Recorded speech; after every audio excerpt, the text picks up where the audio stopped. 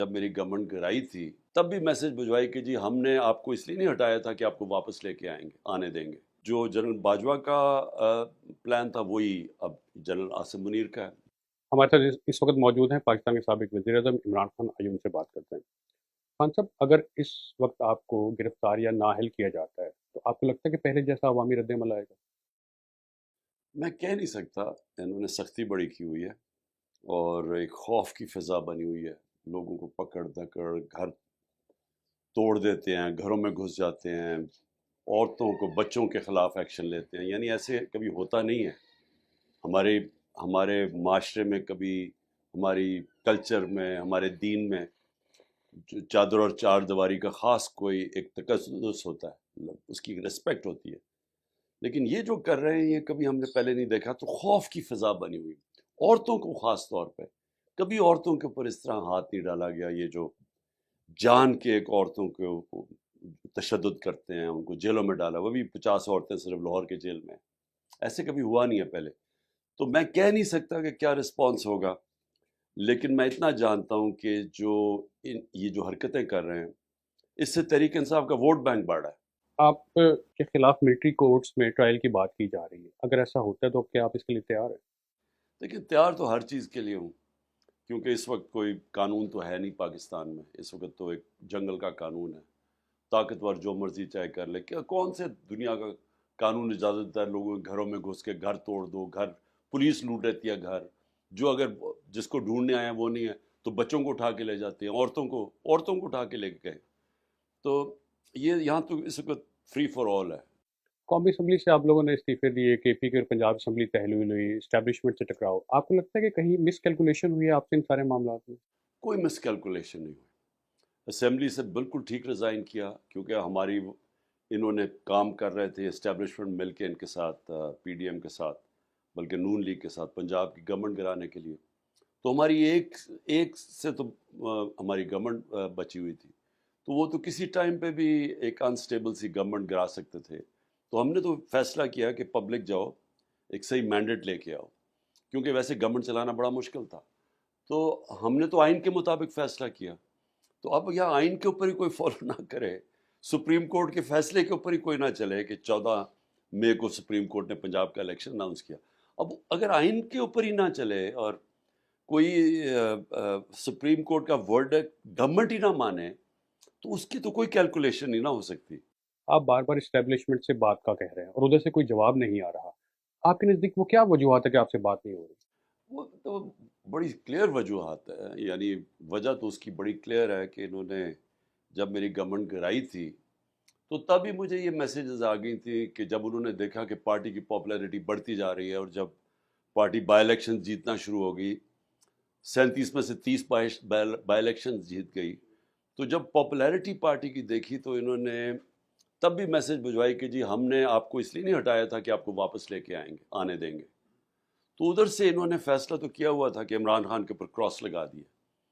اور وہ جو جنرل باجوہ کا پلان تھا وہی اب جنرل عاصم منیر کا ہے، وہی کر رہے ہیں.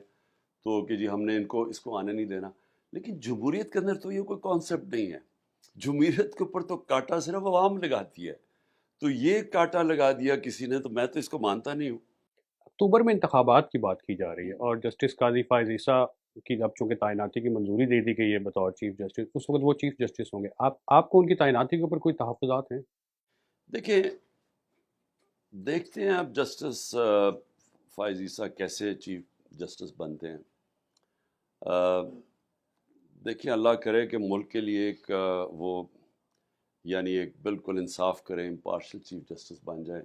ملک کو بہت ضرورت ہے اس وقت ایک ایسی عدلیہ کی جو کہ ہمیں تحفظ دے. یہ جو ظلم ہو رہا ہے اس وقت تو کوئی فنڈامنٹل رائٹس کو پروٹیکٹ کر ہی نہیں رہا. تو ہم تو یہ امید رکھتے ہیں کہ وہ لوگوں کی جو حقوق ہیں ان کو یہ حفاظت کریں گے.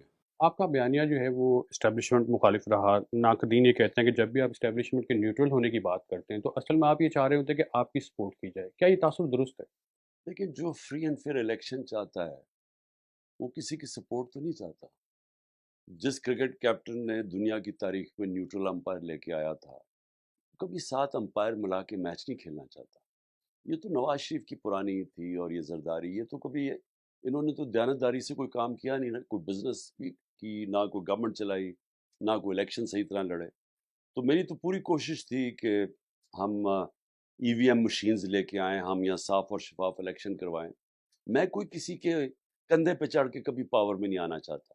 میں چاہتا ہوں کہ پاکستان میں ہمارے ادارے مضبوط ہوں، ہمارا صاف اور شفاف الیکشن ہو، ہماری جمہوریت ہو، ہماری قانون کی حکمرانی ہو۔ میں تو 27 سال سے تحریک انصاف کا مطلب ہی قانون کی حکمرانی تھی، تو میں تو کوئی کسی سپورٹ نہیں چاہتا۔ ہم یہ چاہتے ہیں کہ اسٹیبلشمنٹ اس ملک کے اندر واقعی نیوٹرل ہو، اور اس کا کام ہے اس ملک میں مدد کرے صاف اور شفاف الیکشن، تاکہ حقیقی جمہوریت، جس کا مطلب حقیقی آزادی آئے پاکستان میں۔ جب آپ اپنی حکومت کی مدت پر نظر ڈالتے ہیں تو کیا سمجھتے ہیں آپ سے کیا غلطی ہوئی کہ تمام حالات آپ کے ساتھ تھے لیکن اس کے باوجود آپ مدت پوری نہیں کر سکے؟ نہیں، حالات تو نہیں ٹھیک تھے کہ ایک حکومت جو کہ اصلاحات کرنا چاہتی ہو، جو طاقتور کو قانون کے نیچے لانا چاہتی ہو، اس کے پاس جب تک کلیئر میجورٹی نہ ہو وہ یہ نہیں کر سکتی۔ سٹیٹس کو کا مقابلہ آپ تب کر سکتے ہیں جب آپ کے پاس ایک پبلک کا مینڈیٹ ہو، اور آپ کے پاس کلیئر، یعنی ایک ایسی میجورٹی ہو جو آپ کو طاقت دے۔ ہماری تو ایک کمزور گورنمنٹ تھی، کولیشن گورنمنٹ تھی، چھوٹی سی میجورٹی تھی، تو سارا وقت تو ہم جب کچھ کرنے لگتا تھا اپنی میجورٹی کو اکٹھا کرنے میں ٹائم لگتا تھا۔ تو مجھے جو کرنا چاہیے تھا، فوری طور پہ پھر سے الیکشن میں چلے جانا چاہیے تھا، اور تب ہی گورنمنٹ لینی تھی جب میرے پاس میجورٹی ہوتی، نہیں تو اپوزیشن میں بیٹھ جاتے۔ آپ متعدد بار کہہ چکے کہ آپ کی حکومت کا جو خاتمہ ہے اس میں امریکی حکومت کا بھی ہاتھ تھا، لیکن بعد میں آپ نے امریکی کی لابنگ فرمز بھی حاصل کی اور زیادہ اب آپ انہی سے مدد بھی مانگ رہے ہیں، ایسا کیوں؟ دیکھیں، امریکہ سے مدد نہیں مانگ رہا میں کلیئر ہو جاؤں پہلے۔ امریکہ سے ہمیں ہمیشہ اچھے تعلقات رکھنے چاہیے۔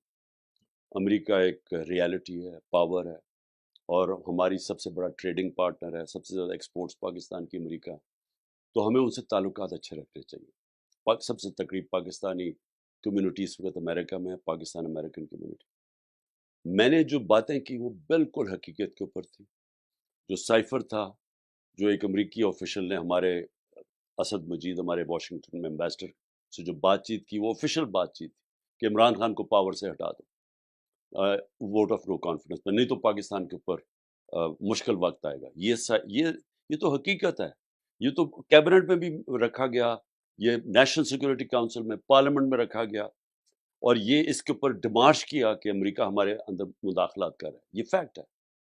لیکن جو بعد میں چیزیں سامنے آئیں کہ جنرل باجوہ کا یہ پلان تھا، حسین حقانی کے ذریعے میرے خلاف لابی کر رہے تھے وہ، اور دوسری چیز یہ کہ یہ تعلقات ہمارے پاکستان کے امریکہ سے، وہ پاکستان کی بہتری میں ہے۔ میرا کوئی ذاتی کسی سے لڑائی نہیں ہے، یعنی میں یہ کہ میری گورنمنٹ کرائی تو میں کہوں یہ تعلقات ٹھیک نہ ہو، یہ نہیں بات۔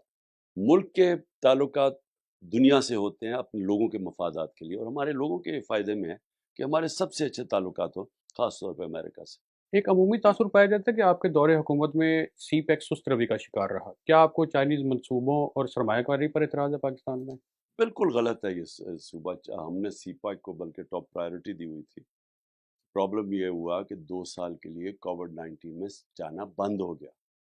چائنا کے اتنے سخت کوارنٹین لاز تھے کہ وہاں سے آمد و رفت ختم ہو گئی، تو وہ ہمارے لیے ان 2 سالوں میں ویسی دنیا ہی سلو ڈاؤن ہو گئی تھی، آپ کو سب کو پتہ ہے کرونا کے دوران، اور ہمارے 3.5 سال میں 2 سال تو کرونا کا دور نکلا، لیکن ہماری پرائیورٹی تھی سی پیک۔